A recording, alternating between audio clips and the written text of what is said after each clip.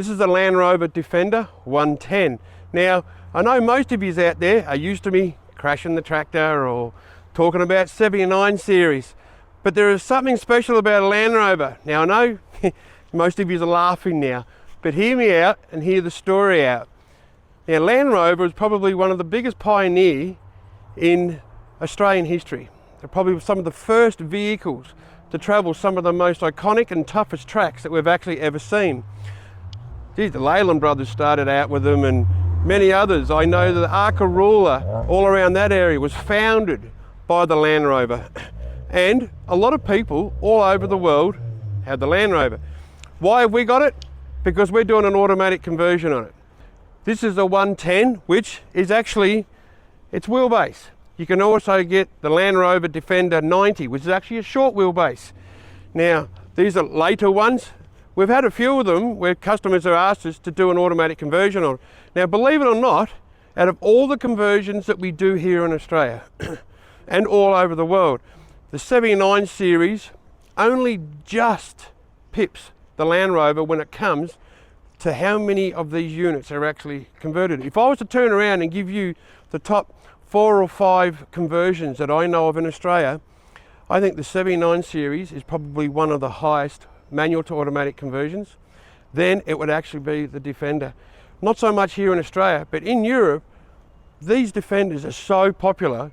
You go over there, you barely see a Land Cruiser. Everything over there is, you know, Range Rover, Defender and everything. So, and I know this because we actually help prepare the computers for all these different conversions. So it's very, very popular. Now the next one, believe it or not, is probably the LS conversion into the GUs, probably followed by the Cummins, right? So they're probably in my top 4 conversions that are worldwide what get done. Now I'm leaving out America because America actually has a lot of Jeep stuff and everything like that, and I'm sure they do a lot of TDI conversions and all that type of stuff. But the ones that I know of, which are basically the European and the Australian models and that, is 79 series, Land Rover following very closely with how many conversions are done a year. And then you get into your GU, tend to be more your LS and then your Cummins conversions. Now, this is not one of our kits, all right? This is actually a kit developed by Ashcroft Transmissions in the UK. And we're not one to turn around and copy someone else's work. So they're the masters of it. They do about 150 of these conversions every year in these kits. So we bought one of them over. I've already known him. I dealt with Dave a long time, so we've had the opportunity to fit one into this customer's car. So first of all, we're going to go through the car, see what it looks like on the inside. We're going to get it up in the air. We're going to take it for a road test. We'll have a bit of a chat, and at the end, I've got a couple of questions for you. So the interior. Now, the parts that come with this, first of all, obviously, this is a T-bar arrangement. Now, this T-bar is actually an American-made unit that Ashcroft put in there. They actually make all the surround and everything else that goes with it. It comes with all the brake pedals and that. It actually looks like it belongs. If you were to open this door, you would swear that it was actually a complete factory fit. From the customer's point of view, they've obviously got UHF, they've got a CB in here, they've got these beautiful and very comfortable Recaro seats. Obviously I know because I run a set myself. So it's incredibly comfortable to sit in.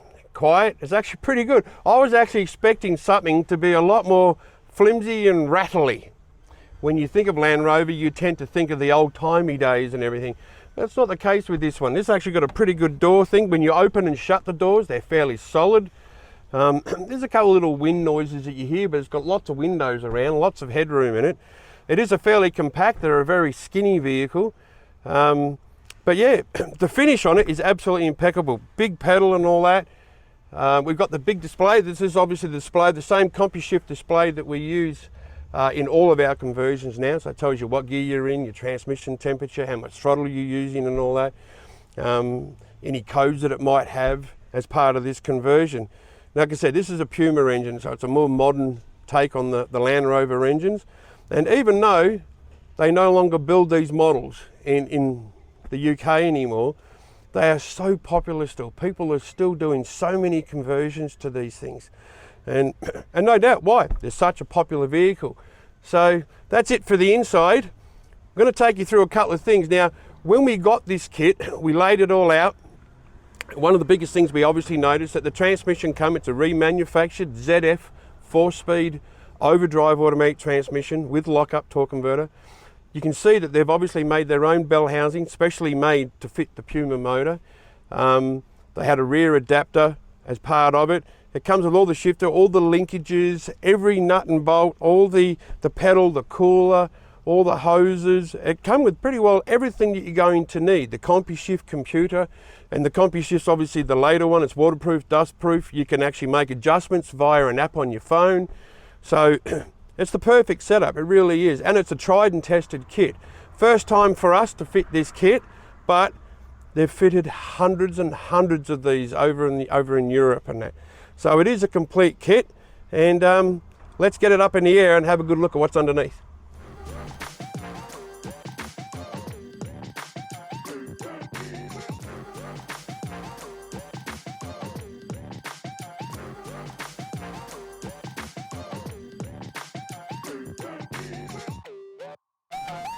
Look at that, hey? Look at that. Well, that's pretty good. She's gone through a few road tests now. Not a single oil leak. That's actually really good. Not even a drop, nothing. That's perfect. I love it. Obviously, this is the original transfer case, and obviously it's the same handbrake, all the tail shafts, everything is actually exactly the same. Even the cross member is exactly the same, although there was one little bracket that had to be taken off. All the mounts original, although this one has had a new plate made to suit the new rear extension housing that goes between the transmission and the transfer case. As we said before, there's a bell housing here that's obviously been made, so they have a custom made bell housing. They've made all their own lines and everything to fit straight in.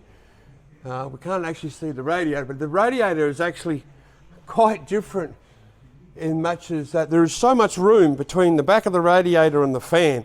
There's literally like, geez, what, 350 mil? So there's plenty of room. So they've actually stuck a stonking great transmission cooler behind the radiator, but in front of the fan. Actually goes in really well. It's a beautiful fit. Like, there's just tons of room everywhere. There's no problems there. The wiring, they've got earth straps on. There was no welding required for any of the chassis components, nothing at all. Everything just bolted straight in. So all the linkages, everything are all bang on. They've all got plenty of clearance. Underneath the vehicle, well, that's just obviously customer's got a stainless steel exhaust on it that he's put on. And got his off-road suspension, his off-road tyres. These are all terrains. Other than that, basically your average Landy. I think a picture tells 1,000 words when it comes to these conversions, and our customers' cars. They love them so much that they'll go through the expense of making all these modifications, whether they're suspension, wheel upgrades, transmission, or even engine conversions. So it doesn't matter what make and model we've got. We're used to seeing all the Land Cruisers and the Nissan Patrols here in Australia, because they're the prime ones that we tend to do all of our conversions on. But it's pretty good that we got a Land Rover on, be able to see what was actually sitting on the other side of the fence. So let's get it down. Let's see what she's like out in the road. All right, let's give this a try, and off we go. Obviously, first impression is it's very smooth, very easy to take off. You're not having to do anything. You can virtually drive one-handed, it's so easy. I love the little steering wheel that he's got on in here. Left-hand indicator, of course. Just got to get used to it. Got a lot of torque, these little engines, I've got to tell you. Now, we did notice when we first got this kit that it actually didn't have the CompuShift dash display. And that's because the laws are slightly different in the UK as what they are here. For engineering purposes, we need to be able to show the driver what gear they're in. So we obviously put the display in. Not only that, it tells you what your temperature is and you know, when your lockup's on or off. It just gives you so many options to turn around and actually see what it is, and I love them. So we made sure that we added one in, and just to give that perfect finish. Now while we're parked here, obviously some of the finish on this vehicle, I do love it. The way that they actually built this kit was very much in thought that it was meant to be repetitive, which means they've done so many of these over the years. They've fine-tuned the install so much that it's one of those ones, they know they're going to put it in and they know it's going to work straight away. The car itself, it's quite a compact little car. I'm a bit of a big lad and I'm up against the pillar, and one of the dislikes I would say about this car was that when I look right, I'm looking right at this pillar here. I'm not used to the door being such a short door, but the car drives great. The dash is good. It's actually a very quiet car. It's all lined on the inside. They already come with the above windscreen storage across the front here, and I like it. He's actually got his voltmeter here. He's got his USB chargers. The auto's just driving impeccable, like really, really good. Just got to get used to this left-hand indicator stuff. Jeez.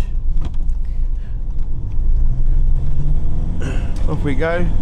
It's quite a sprightly little thing. It goes really well when you put the foot in. The auto handles it really well.